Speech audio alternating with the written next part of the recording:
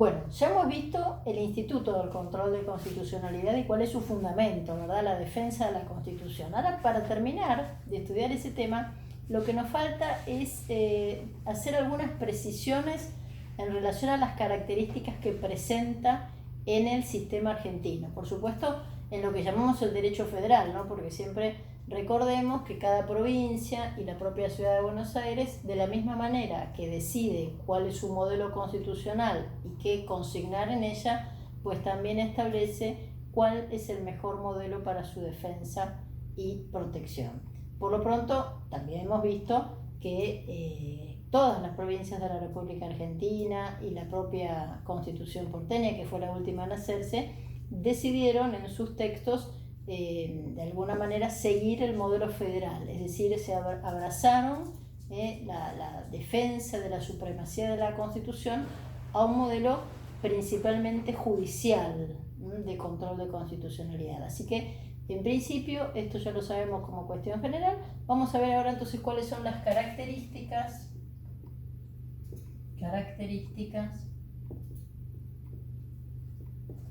del sistema o modelo de control constitucional argentino en el orden federal. Con el título casi se nos va todo el pizarrón, ¿no? Que es un poco pequeño. Bueno, pero es sentido. A ver, la primera característica que encontramos en nuestro sistema de control es que es judicial.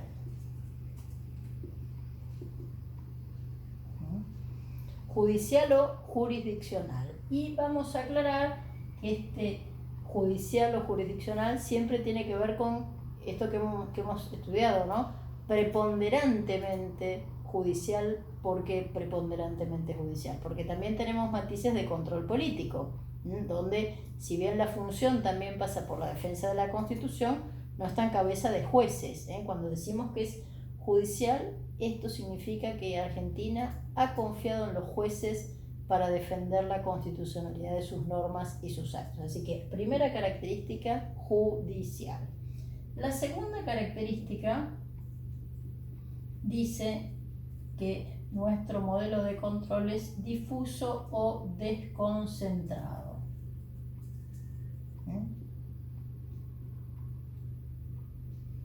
Esto también puede marcarse como característica en el sentido principal, porque, a ver, también hemos estudiado que en el caso de la Corte Suprema de Justicia de la Nación, cuando actúa en ejercicio de su competencia originaria y exclusiva, son los únicos 5 jueces que intervienen. Entonces, más vale que ahí el control, si bien es judicial, se concentra o solo está en cabeza de los 5 jueces que integran la Corte Suprema de Justicia de la Nación. Así que sepamos que en el resto de los casos, como principio, nuestro modelo de control nos muestra que el control es difuso o desconcentrado. Esto, recordemos que quería decir que todos y cada uno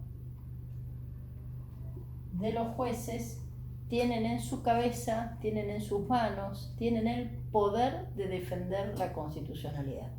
La tercera característica que nuestros autores destacan en materia de control de constitucionalidad tiene que ver con por ahí una obviedad, ¿no? Pero, ¿qué es letrado? ¿Y por qué digo letrado? A ver, es letrado en la medida que está en cabeza de los jueces. Y el ejercicio de la función judicial se encuentra básicamente prestado por sujetos que son diplomados en Derecho, que tienen que tener el título de abogado, ¿no? Después, cuando esto se analiza más en detalle, más en profundidad, ¿qué se descubre? Se descubre, por supuesto, que son distintos los requisitos que deben reunirse para ser juez de primera instancia, que juez de una cámara de apelaciones o revisora, y propiamente para ser juez de la Corte Suprema de Justicia de la Nación. Cambian los años, la antigüedad de la matrícula, pero el punto está en que todos necesitan ser abogados. Así que indudablemente nuestro control, en la medida que es judicial, es también letrado. Vamos a la cuarta característica. La cuarta característica dice que nuestro control es reparador. ¿Y esto qué quiere decir? Que siempre se ejerce después que la norma o el acto ya ingresaron en el derecho positivo vigente, ¿sí? No hay un control preventivo, ¿sí? Uno no puede recurrir al juez a solicitar que se pronuncie en hipótesis a propósito de si una norma o un acto sería contrario o no a la Constitución, ¿sí? Siempre el control es reparador. Acá aparecen como las posibilidades, ¿no? En este sentido, si el control puede ser preventivo o si puede ser reparador, ¿no? En el único de los casos, ¿no?, que por ahí, por acá yo me había apuntado para contarles, encontramos control preventivo, es en el caso de Francia, me parece. A ver dónde lo había anotado, por acá lo había anotado. Déjenme que vea, que lo encuentre antes de contarles esto. En el caso francés, a ver qué pasaba en el caso francés que era previo. Déjenme que lo busque. Esto no suele ser no muy prolijo. Bueno, acá está, fíjense. En el caso francés era al final, ¿sí? En el caso de Francia, justamente el control constitucional puede ser sobre los proyectos de ley. Entonces, ¿qué es lo que sucede? El propio presidente francés, el primer ministro y los presidentes de las cámaras pueden hacer la consulta a propósito de la constitucionalidad o no de su proyecto. En Argentina esto no es así. El acto se produce, la ley se sanciona, el decreto se emite por el Poder Ejecutivo y después aparece esta reclamación, esta cuestión vinculada a que se deba pronunciar el juez sobre si es o no constitucional. Por eso es reparador o posterior, ¿no? Podríamos decir en un sentido similar, ¿no? Para recordar el requisito. Es un control también permanente. Esto es interesante destacarlo. ¿Por qué?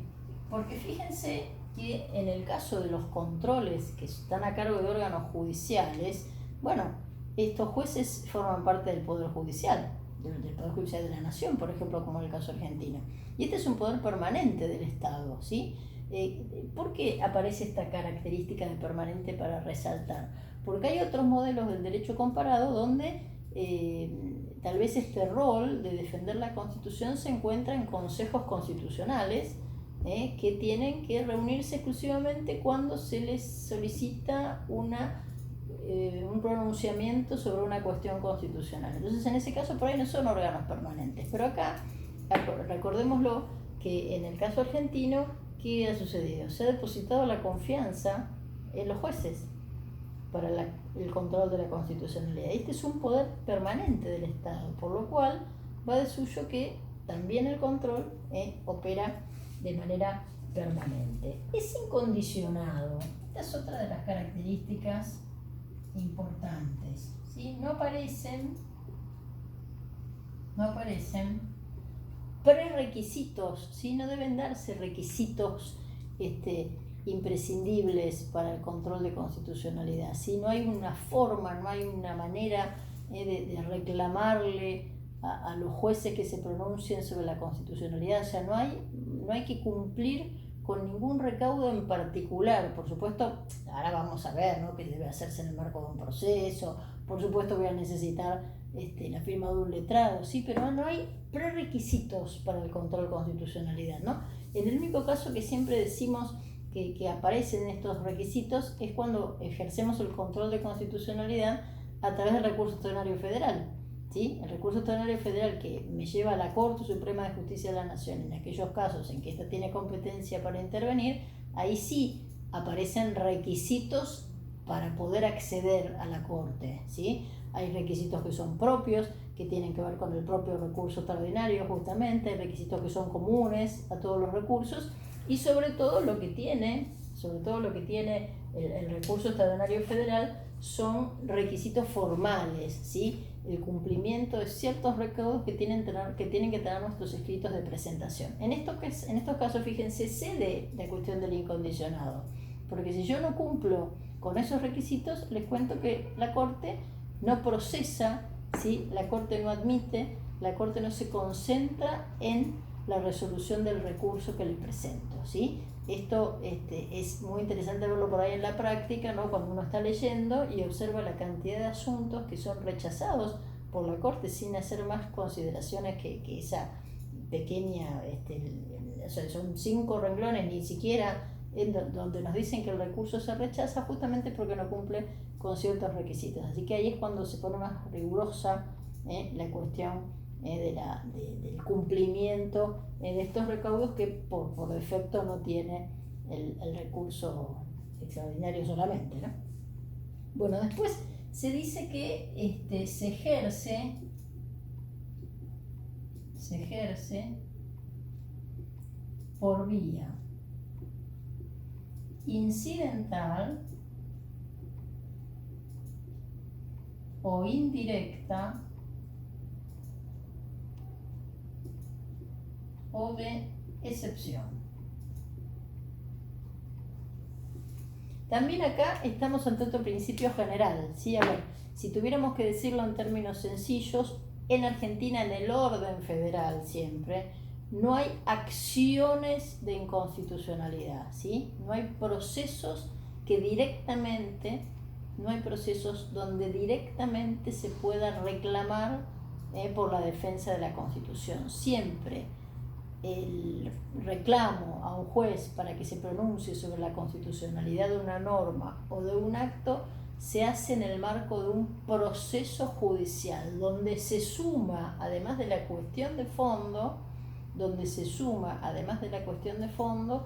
está vinculada a la declaración o no de constitucionalidad del acto o la norma en que se funda esa cuestión, ¿sí? Por eso se dice que se ejerce por vía incidental o directa o de excepción. Si nosotros no hacemos en el orden federal, insisto, demandas de inconstitucionalidad, ¿sí? No hacemos un escrito que diga demando o reclamo la inconstitucionalidad de una norma. En un juicio, en un problema, durante ese problema aparece la posibilidad de pedir que se resuelva sobre la inconstitucionalidad de la norma o el acto dentro de ese proceso en el cual se están ventilando otras cuestiones. No es que directamente puedo yo pedir que se pronuncie el juez sobre las cuestiones de constitucionalidad. También es importante decir que en materia de legitimación el control es amplio en cuanto a la legitimación.